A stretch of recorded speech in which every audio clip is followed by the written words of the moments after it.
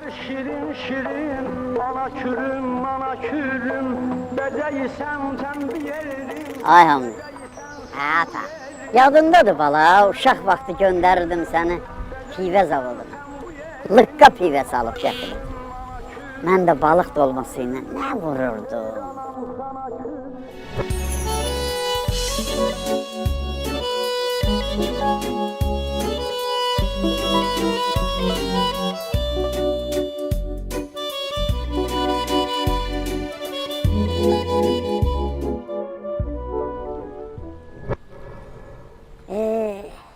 Nə indi o balıq var, nə də o pivə. Ata, sən Hamleti ələvəl oğlan bilirsən, o pivədən yenə də var. Bax, lıqqa pivə.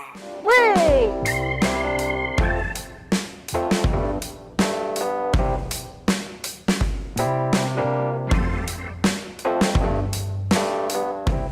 Ata, can, öpürəm ağzımı padyomuna. Bu dəqiqə, səlyanda külün qırağında, mostun yanında, balıq dolması ilə bu lıqqa pivə nə gedər, uf. Elə verginən ki, külün bu tayından o tayına lötkə gedir. Sağ ol.